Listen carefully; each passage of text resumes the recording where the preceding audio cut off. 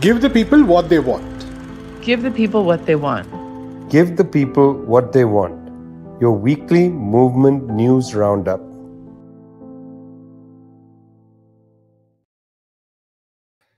It's the 112th episode of Give the People What They Want, brought to you by People's Dispatch. That's Prasanth. Zoe, I'm Vijay from Globetrotter.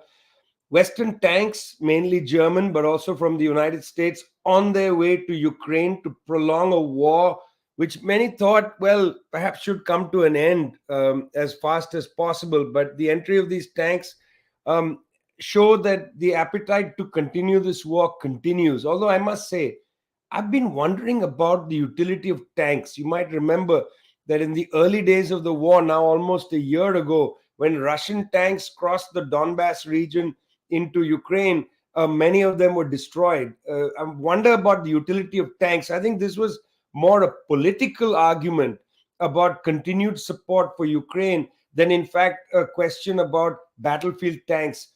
Russian forces, anyway, utilizing missile strikes now, not so much a ground campaign. I don't think that tanks will really be able to defend against the missiles coming overhead. Nonetheless, that conflict in Ukraine continuing. The conflict in Ukraine continuing, but we're entering the 75th year of the occupation, direct occupation of the Palestinian people by the government of Israel, 1948. Of course, the problems in Palestine predate the formation of the state of Israel, but it's the 75th anniversary this year of the founding of the state of Israel. Terrible violence across the last year and a bit in the region of Palestine. Terrible violence. In February of last year, 2022, the Israelis began to roll out a new operation, Operation Break the Wave. This operation came in retaliation, the Israelis say, but in fact, not in retaliation, because the primary mover here is the occupation itself. But Break the Wave was produced by the Israelis as a way to crack down on the return of political protest inside the Palestinian occupied territories, particularly in Nablus, in Jenin, and so on. The Israelis came in with full force to break the back of that resistance, and also by, of course, punctual attacks in Gaza. This was a little stunning for Israel that there was the return of resistance in Nablus and Jenin, because it came alongside a text published by Palestinians inside the lines of 1948 Israel called the Unity Doctrine, calling for greater unity amongst all Palestinians in the struggle against apartheid Israel. Very powerful statement. During Break the Wave, the Israelis have smashed Palestinian social life, going in repeatedly into places like Jenin and Nablus, killing tens of people, including lots of children, amongst them the Palestinian American journalist Shireen Abu Akleh, killed in Jenin. Well, this week, on Friday, in Jenin and in Al Ram, which is just north of Jerusalem, again, Israeli forces enter in full force into the occupied territories. By the way, the term occupied territories, not my term of choice, that's a UN designation. Important to bear in mind. The United Nations designates the West Bank, designates Gaza, designates East Jerusalem as part of the occupied Palestinian territory. By the way, it's erroneous when people make it plural, calling it the occupied Palestinian territories. There are no territories. There is simply the territory that is occupied. Entering into Jenin, entering al Ram, entering into Kalandia in Ramallah, and so on. The killing of people in Jenin has shocked a number of people. 9 people killed, including an elderly person. Ambulances blocked from getting there. Al Jazeera posted video of ambulances trying to get to the scene of the massacre, blocked by Israeli troops. Important to bear in mind that Operation Break the Wave took place before Benjamin Netanyahu's government came to office in December of this year. Mr. Netanyahu leads a cabinet which is principally, primarily, fully a maximalist cabinet. They want essentially what Mr. Netanyahu himself called at the time of his entry into government. He himself said that the policy of his government is to will promote and develop settlement in all parts of the land of Israel. This is their text. In the Galilee, the Negev, the Golan, Judea, and Samaria. That means by this statement, the Israeli government has said there is no such thing called the Palestinian land. There is no Palestinian state. There is no occupied Palestinian territory. It is all Israel. What we saw in Jenin, that massacre that took place, is part of what we must consider to be a kind of Palestinian side, the erasure of Palestinians in idea and in person across the landscape of what the Israelis claim. Pretty horrendous things.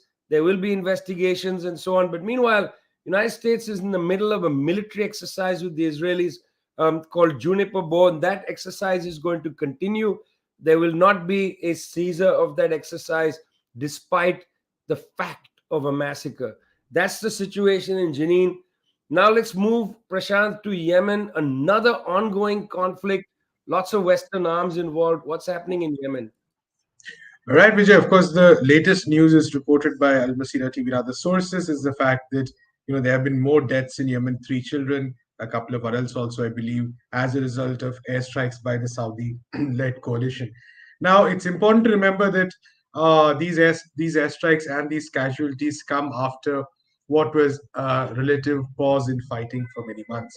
It was not a complete pause, of course. There was still some amount of fighting going on, but the pause itself, or what was happening on the ground, was generally seen as a bit of a positive sentiment for a war which has destroyed millions of lives, literally millions of lives. And there were, of course, rumors and reports that there were back-channel negotiations going on between the Houthis and the Saudi-led coalition, which was being mediated by Oman. And there was a bit of hope that this war would actually be, maybe at least it would be the beginning of it winding down. There was, of course, no chance for an immediate truce or peace, but the possibility of a beginning of that process that would be underway was, there was really a question, there was really hope for that. Now, it's maybe too early to say whether these attacks have derailed that process. Probably not, but nonetheless, I think that these attacks sort of keep shining light on the fact that the war in Yemen has seen a lot of impunity for international players. This, of course, began as a war between two within Yemen itself. And over time, it has become a truly international war. Like you said, we begin by talking about German and US tanks going to Ukraine. But if, for instance, if you look at a recent report that has been published by Oxfam, in 1 year, that's from 21 to 22, there were at least 87 Yemeni civilians killed by using weapons supplied by the US and the UK. And it's, of course, interesting to note that despite international condemnation, despite multiple reports which prove that these weapons have had a disastrous impact, the sale is continued. The US, for instance, saying that it supplies weapons for defensive purposes. There have been proceedings that have been initiated in the US and the UK, but that sale has not really stopped. In fact, I think another statistics basically says that we are looking at, from 2015, the UK sold $28 billion of weapons worth to Saudi Arabia alone. And Saudi Arabia is, of course, the leading player, the leading element in this war. It is a country which has really intensified the war with disastrous airstrikes, which have had thousands of casualties. And the results, like I said, are there for all to see. There's 33 million people in Yemen, most of them dependent on aid in some form or the other. If, for instance, if you look at the number of people who are who are in a deeply food insecure situation, that itself is about 6.1 million, if I'm not mistaken. So at least a fifth of the population. Huge number of people displaced, of course. So all this, together, and overall the casualties are about 400,000, which itself, again, and the war has been going on since 2015. So, despite we see both in Palestine and in Yemen the fact that despite all the homilies given by countries in the West, it is their own weapon sales, it is their own, you know, policies that have actually enabled the continuation of conflicts, which would have otherwise probably subsided many, many years ago. So, while you can sort of look at take the truth, take a look at who's to blame to what extent, etc., etc. I think the larger picture is completely different, which is that it is this kind of international participation that has continued to keep this conflict running. It's a terrible conflict. Also, of course, the weapons, the amount of money made in these wars, quite horrendous. We started with Jenin. We started with Israel. Israel, of course, bombed Gaza overnight. Went to Yemen. Now, Zoe, please give us some good news in the world. We gather that something important has taken place in Buenos Aires. Some good news, please. Well, it is good news indeed. On Tuesday, heads of state, ministers, and diplomats met in Buenos Aires for the 7th CELAC summit. This was a historic summit for many reasons. One of the main reasons was that during the presidency of Jair Bolsonaro, Brazil had withdrawn from this regional bloc. It is, of course, a community of Latin American and Caribbean states. Founded as part of this wave, the first wave of progressive governments in the 2000s, Lula and Chavez together working for this space where countries in the region can come together to try to come up with joint solutions, address the problems in the region. Latin America and the Caribbean is actually one of the most unequal regions in the world. And it has many common problems. And of course, there's so much opportunity for these countries to work together because of shared economies, because of shared language, shared history, to really be able to overcome these. And so that's why CELAC is such an important space. And of course, has to be mentioned, it's the counterweight to Organization of American States, which is, of course, US-backed and exclusionary, and of course, tries to impose its own interests. So very, very important. And within this summit, in addition to Lula's presence, which was saluted by all in their comments, other things to mention, Nicolas Maduro was originally supposed to participate. He had to withdraw at the last minute because of right-wing threats in Argentina. Patricia Bullrich, who is from the opposition right-wing party in Argentina, had said that he should be arrested upon arrival. Unfortunately, Alberto Fernandez in Argentina was unable to provide kind of the conditions necessary for him to make the trip there. So he only participated by video. But for example, Miguel Diaz-Canel of Cuba was there. A very interesting moment when he came face to face with Gabriel Boric, who of course is a progressive leader, but has said some unsavory remarks about Cuba, about Nicaragua. Even in his own statement, he continued to denounce some of these progressive governments. So there were some of those tensions. We saw Xiomara Castro, the first female president of Honduras, making her debut in this international space. She used her time to, of course, remember the 12 years of struggle of the Honduran people against the dictatorship, which was backed by the OAS, backed by the United States. And she also expressed solidarity with the Peruvian people, once again reiterated her support to Pedro Castillo, calling for his immediate release. These was one of the strongest statements in support of the Peruvian people, and has actually earned her the withdrawal of the Peruvian ambassador from Honduras. So, it was a space of seeing a lot of collaboration and a lot of dialogue, but also some of these underlying tensions in the region right now coming to the fore. But one of the exciting proposals that also came out of this CELAC summit, and of course the bilateral meetings that were held around it, was the proposal of a common currency between Brazil and Argentina. This would be huge. Trade between Brazil and Argentina has significantly dropped. And with the visit of Fernando Haddad, who's the finance minister in Brazil, there were several agreements to reactivate trade in many areas. This would be a huge help to Argentina, which is currently struggling a lot. And in this proposal for the joint currency, they say, why are we doing trade in dollars? This is not a currency that is familiar to either of us. We operate in the peso, we operate in the real. Why don't we have a common currency between both of us, not use a third-party currency, and actually make this more beneficial for both of us? So that was a really important initiative. It was saluted by other leaders in the region as well.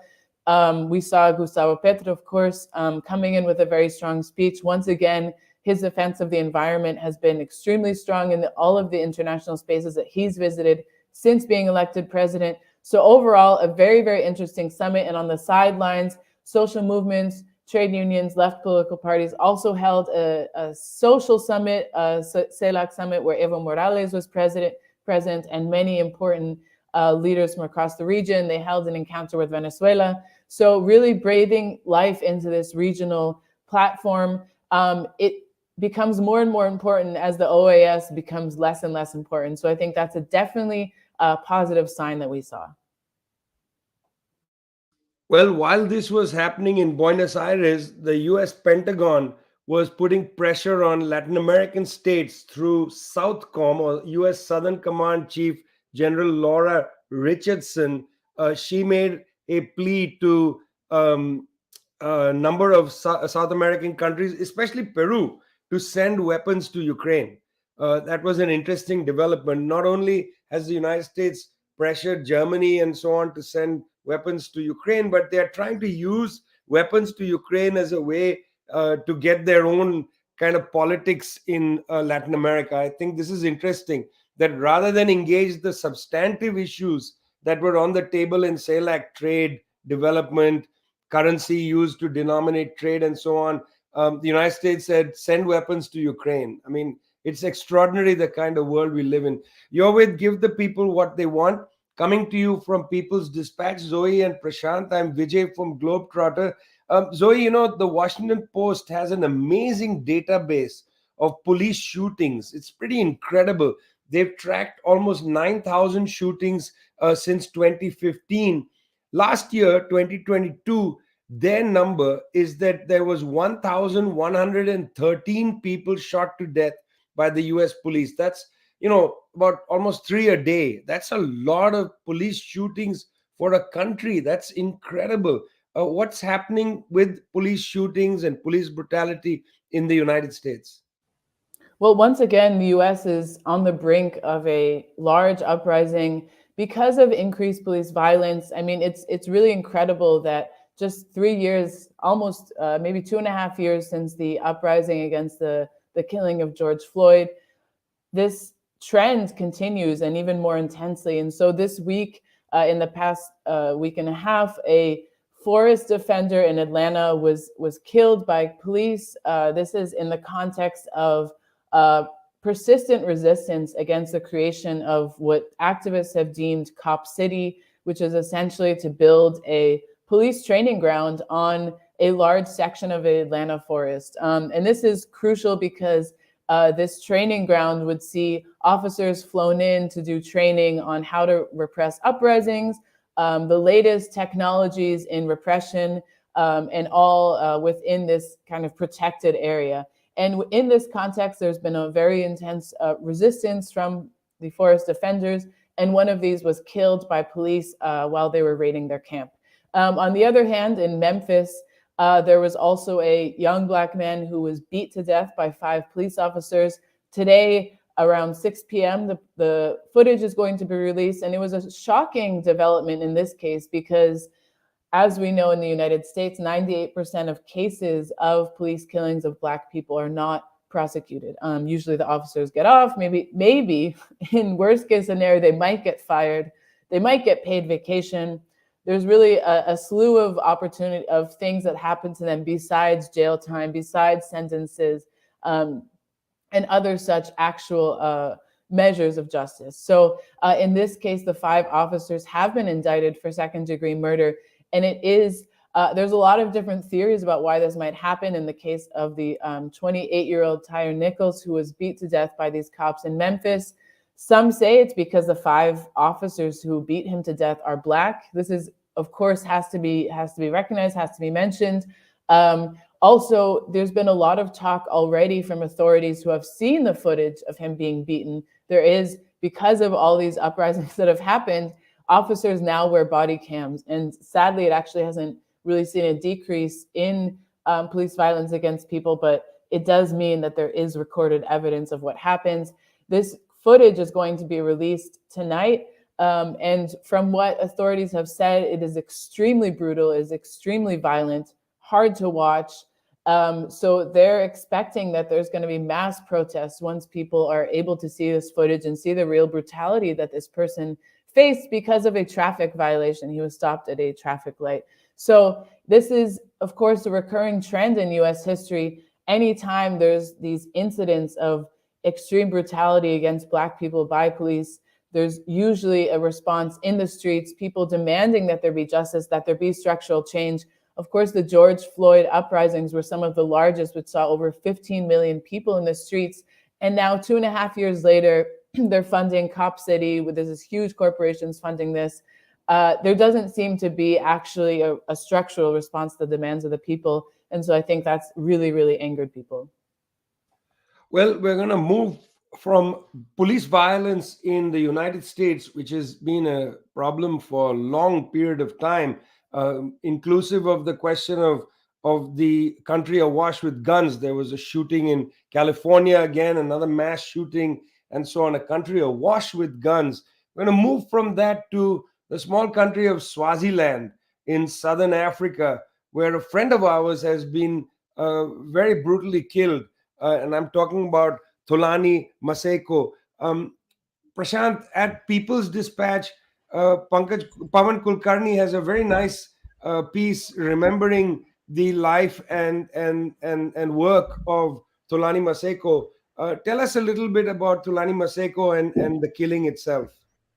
Right. Of course, Thulani Maseko, an intrepid human rights defender, a lawyer, an activist, a political activist as well, was killed on the 21st of January. Now, shot dead by unknown gunmen is what the report says, of course. Now, it's important to note that just a few hours before he was killed, King Mswati III, who's the ruler of Swaziland, the last absolute monarch in the continent, delivered what can be only called a very venomous speech, talking about protesters, talking about human rights defenders. I believe he called them mentally disturbed people. He basically pretty much said that they deserved the violence that they faced. And just a few hours after this, extremely aggressive and extremely, brutal speech, we see that Thulani Maseko was shot dead by gunmen. And this comes at a time when there have been many reports that the regime has been employing mercenaries to target those who are against, are protesting against the regime.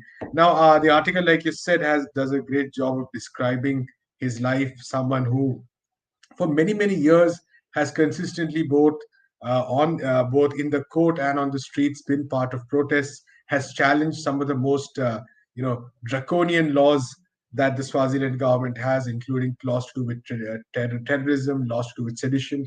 He himself has faced many of these laws, faced charges of contempt of court for talking, for saying something about a judge, which was proved a few years later, and the judge was dismissed himself.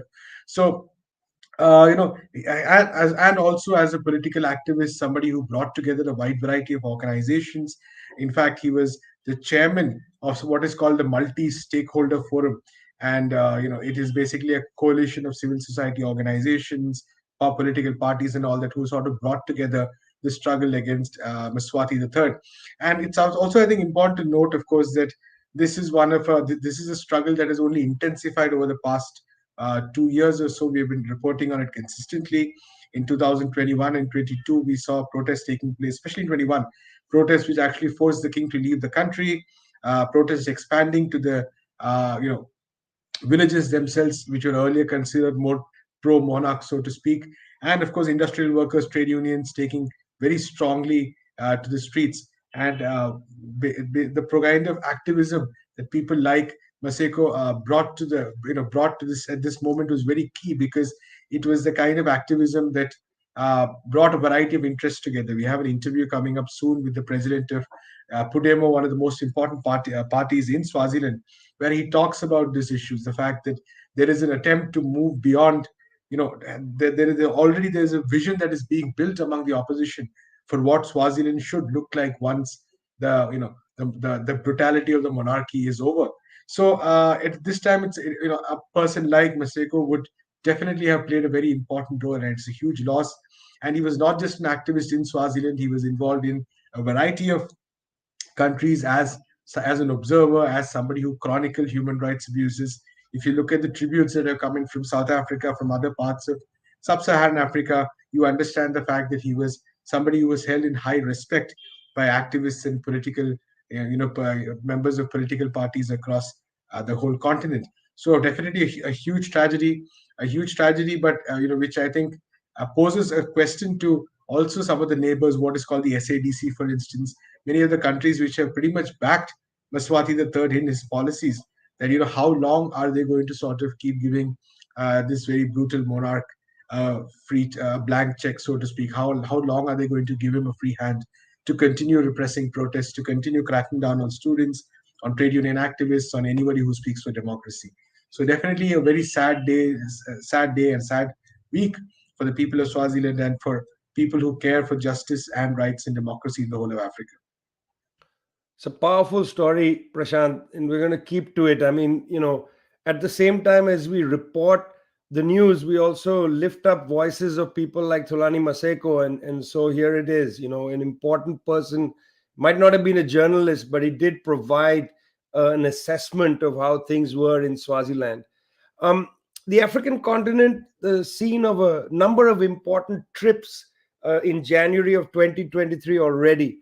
The Chinese new foreign minister, Qin Gang, who used to be China's ambassador to the United States, visited Ethiopia, Gabon, Benin, Angola, and Egypt. He made a very important, speech in Addis Ababa, Ethiopia, when he opened the African Centers for Disease Control, which was, built with Chinese assistance. It's part of China's new Health Silk Road. Foreign Minister Qin Gang made a very important statement, and here's his statement.